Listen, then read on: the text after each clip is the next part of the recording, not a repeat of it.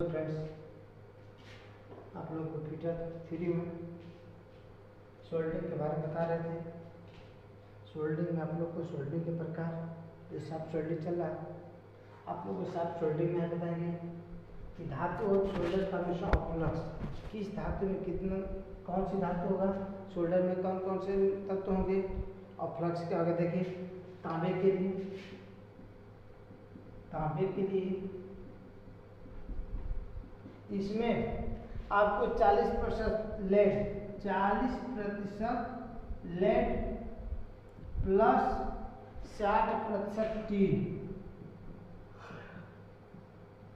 मिलाएंगे तो हमारा कौन सा तांबे के लिए, धातु के लिए 40% लेड और 60% टीन रहेगा। और फ्लक्स कौन सा रहेगा, अमोनियम क्लोराइड।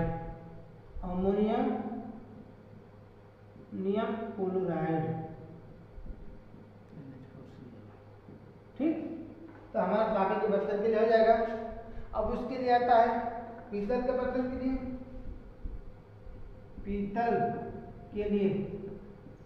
देखिए, पीतल के लिए आपको तांबा लेड होगा, लेड 34%, अच्छा कितना 66%, क्या हो जाएगा ये टीन। इसके लिए कौन सी फ्लक्स का यूज करेंगे, जिंक क्लोराइड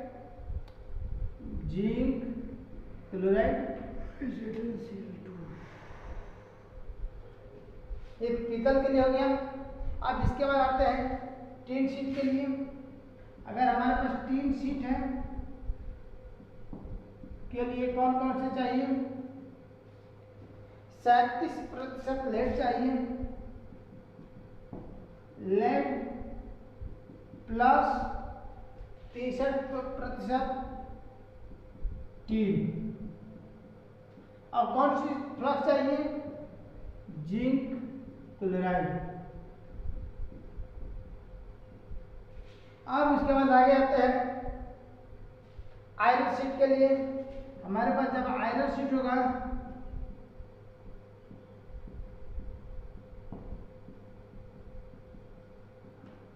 देखिए, इसमें सोल्डर मिश्रण क्या होगा, आयरन के लिए 50% लेड प्लस 50% टीन, दोनों की मात्रा क्या होगी, बराबर होगी। उस समय अमोनियम क्लोराइड चाहिए। कौन सी चाहिए, फ्लक्स अमोनियम क्लोराइड। अब इसके बाद आता है आगे सोना के लिए, जो सबसे महत्वपूर्ण सभी लोग खरीदते हैं, सोना के लिए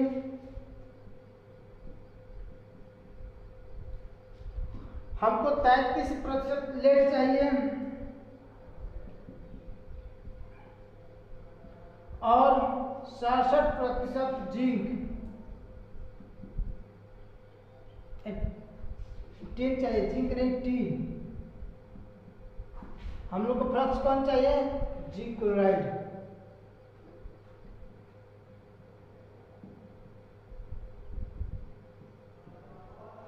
जब हम लोग का सोना का जब हाथ टूट जाते हैं उसे जुड़वाने के लिए, तो कहते हैं कि जा रहे हैं जुड़वाने की, वेल्डिंग करने के लिए जुड़वाने जाते हैं, तो आप लोग को लेड और टीन से ही जोड़ा जाता है और सोना का दाम लेता है।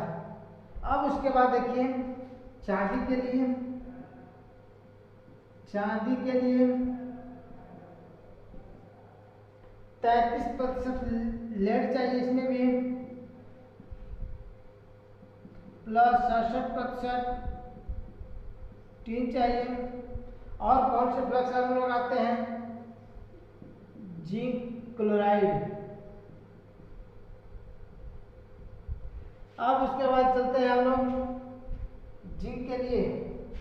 हमारे पास अगर जिंक का धातु है उसमें हमको 45% लेड चाहिए प्लस 55% टीन। हाइड्रोक्लोरिक एसिड चाहिए। कौन सी फ्लक्स चाहिए, हाइड्रोक्लोरिक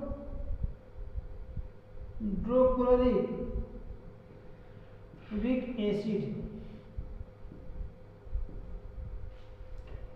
धातु का सोल्डर मिश्रण हो गया फ्लक्स, कौन सा फ्लक्स? जोड़ते समय हम लोग जो लगाते हैं फ्लक्स, चाहे पेस्ट कहते हैं, सबको मालूम है कि फ्लक्स किसमें द्रव में आता है, पेस्ट में आता है और पाउडर ग्रुप में आता है, जो हम लोग लगाते हैं जोड़ने के लिए, वही फ्लक्स है।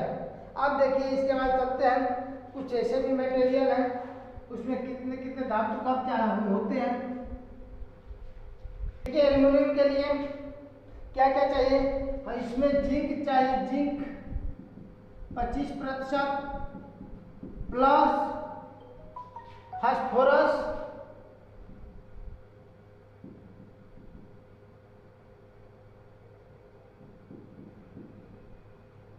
2% प्लस एल्यूमिनियम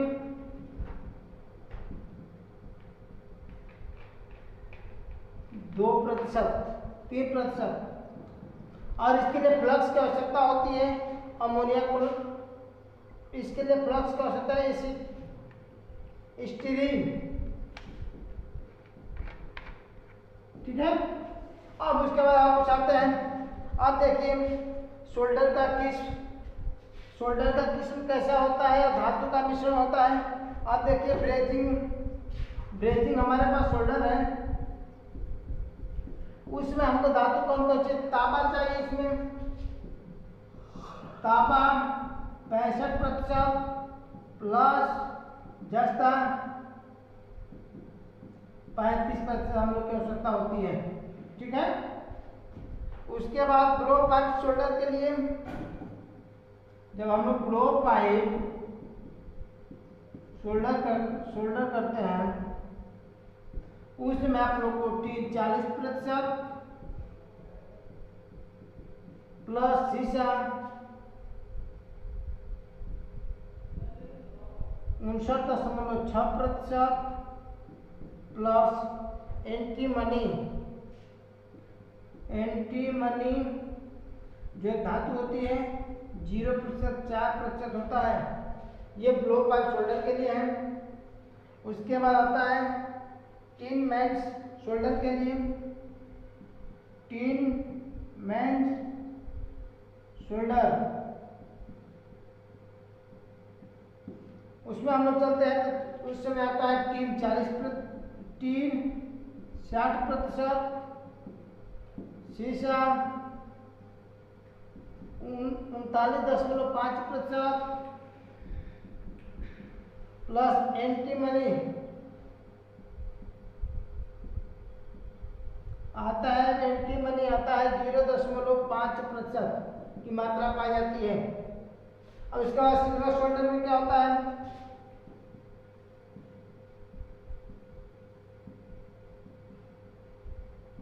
सिल्वर सोल्डर में आपको मिलता है सिल्वर 42 से 44% प्लस तांबा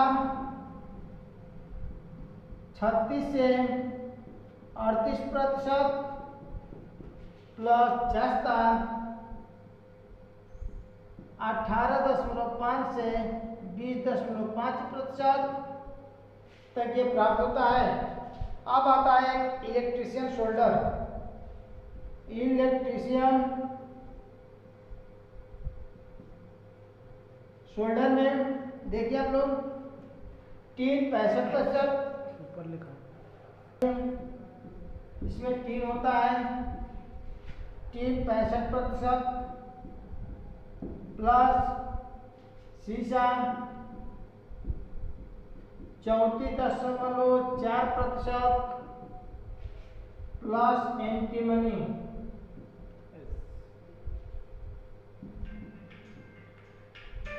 होता है कितना 0.67%, ये इतना प्राप्त होता है। अब देखिए इसी पर तमाम क्वेश्चन बनेगा।